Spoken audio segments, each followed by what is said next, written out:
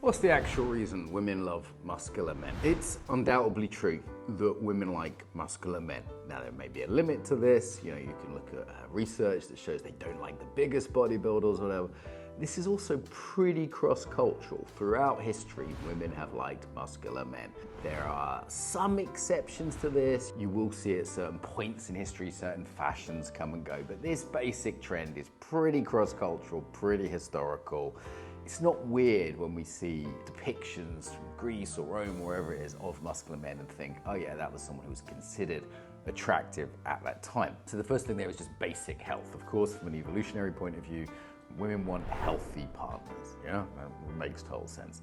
You could also say, as well as just being healthy, those partners need to defend them. So again, this isn't politically correct, but it is true that most men can beat most women in a fight.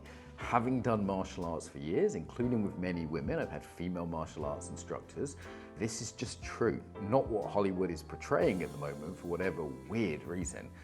You can see, for example, on YouTube, a video of a female karate black belt just sparring to some random dude, and the random dude is winning. Now, there is a level of skill where the woman will win. Of course, Ronda Rousey would kick my ass 100 times out of 100. Like, there are women who are at very high levels of physicality, very high levels of skill. But the difference between male and female strength is huge. There's a reason that up until very recently, sport has been strictly gender segregated. Even like the Venus and Serena Williams, for example, have said like, hey, if we were playing against men, this just wouldn't work. There's no way.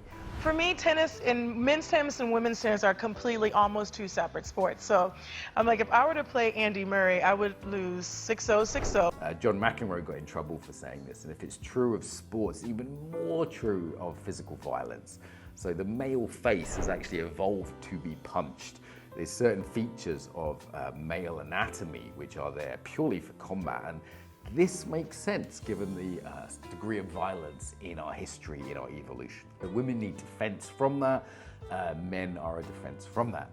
I've often actually thought women are in this slightly weird position where they're attracted to something which is potentially dangerous.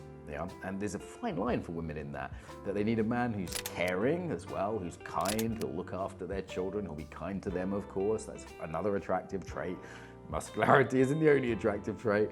Kindness is also attractive, but they need him to be dangerous. I think it's Peterson that points this out. If you look at female sex fantasies, they're all about dangerous men. There's a huge amount of, 50 Shades of Grey, the kind of popularity of the dominant, successful man. Usually successful and in some way dangerous. So it's pirates, it's criminals, people love the Peaky Blinders, for example. It's vampires even, or it's someone who's mastered danger in some way. Police, fireman, surgeon. A surgeon's literally cutting people.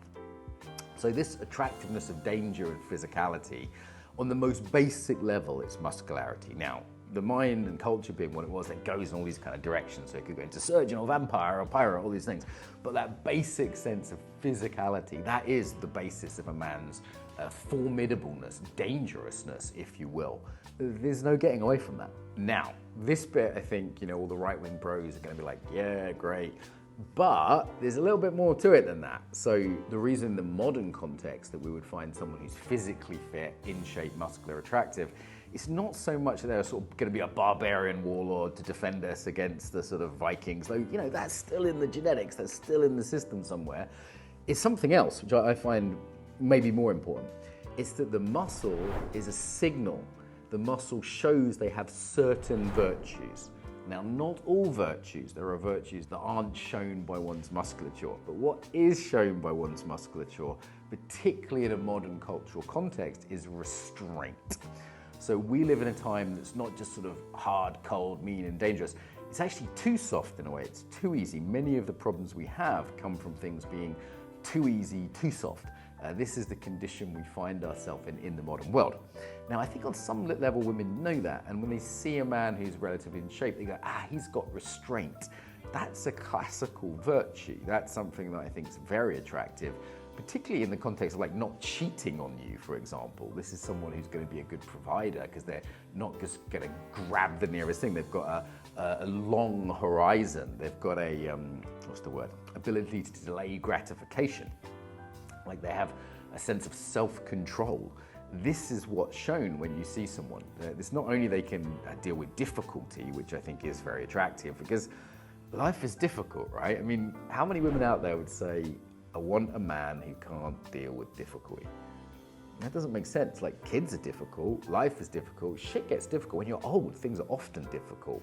You know, you want someone that's going to be able to not fall apart under pressure.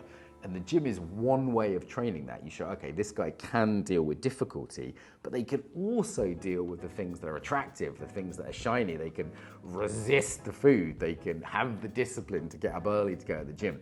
That, I think, is the real reason women find muscular men attractive in the modern context. Yes, there's all this evolutionary stuff, the stuff about them having power, the stuff about them being healthy.